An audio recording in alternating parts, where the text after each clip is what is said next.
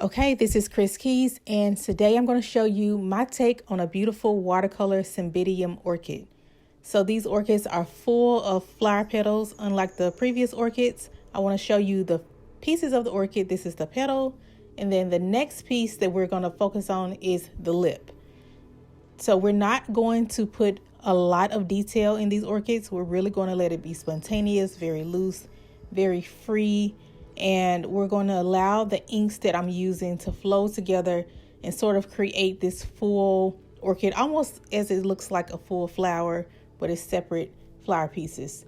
So first, I'm wetting my paper, and then I'm putting down some ink. So the ink that I'm using is a pink ink, and I've mixed it together with white so that it gives you a lighter shade of pink.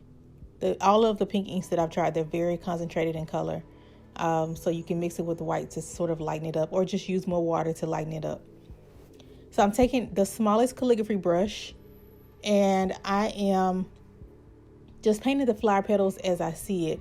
I'm taking my time with this one because when you're painting a flower with so many flower petals and it has these different little pieces that you want to get like a close-up of the details, it can easily become too busy. And my style of painting, and probably the reason why you clicked on this video, is because you really want that loose, effortless feel. We don't want anything to look like we've tried to outline it, or you don't want it to look like you're trying too hard. Just think about wearing makeup.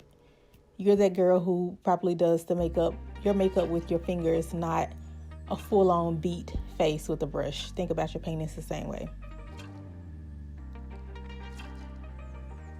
So what I'm doing is I am drawing the orchid with the water. Now you can see me stippling some areas of the orchid. That is the area of what I showed you in the beginning, which is the lip.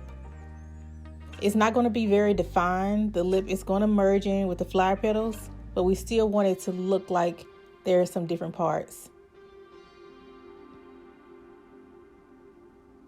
And I apologize for the pixelation in some parts of the video, but that should clear up.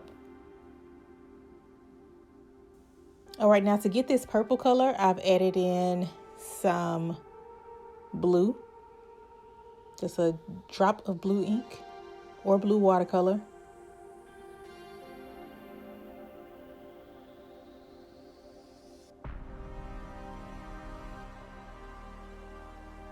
And when you're painting, it really helps if you just have like a photo of the orchid or the actual flower right in front of you, so that you're literally just mimicking what you see in no particular direction either.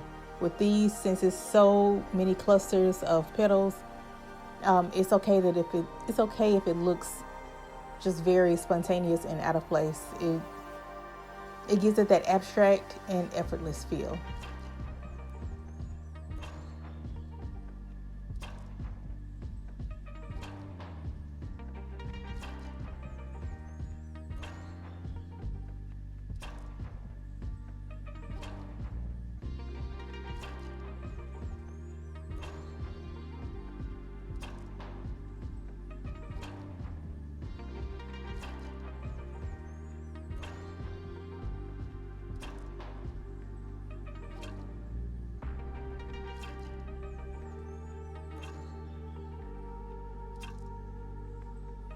All right, so I'm going to draw a few more flower petals, and then I'm going to go in and paint the stem. And the stem is what's going to pull it all together so that it actually looks like a flower plant and not just these petals floating. It's going to give it some balance.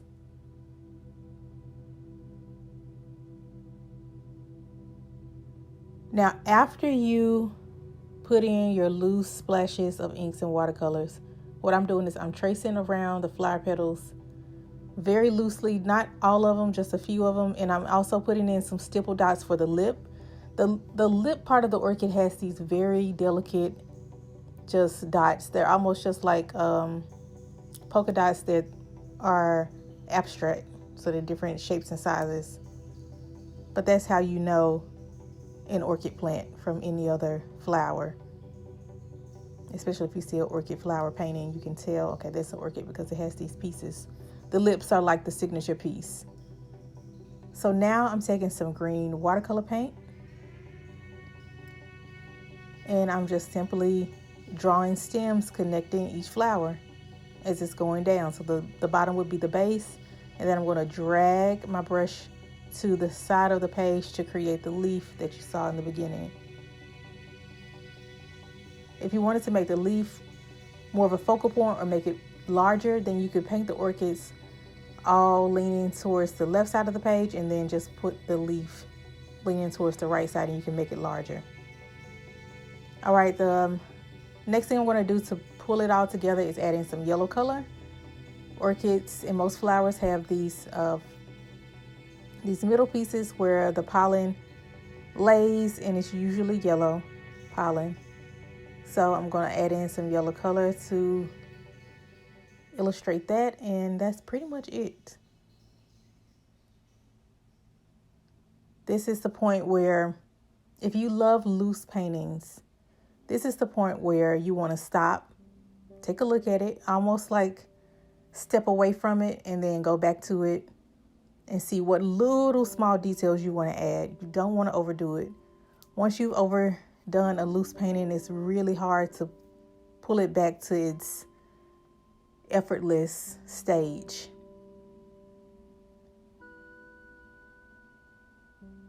But as you can see, all of the colors blend in beautifully together. The green is blending in with the pink on some of the stems. The yellow is blending in with the pink and almost making like an orange color. All of the colors are working well together, and that's because we took our time and we did not overdo it. Everything is just perfectly imperfectly placed, if that makes sense.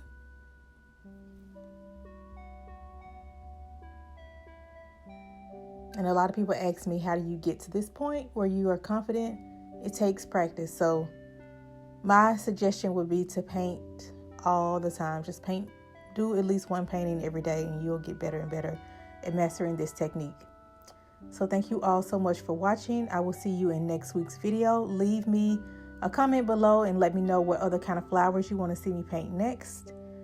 And also, I have an online class teaching you in-depth and giving you in-depth tutorials on how to paint flowers and other things using watercolors.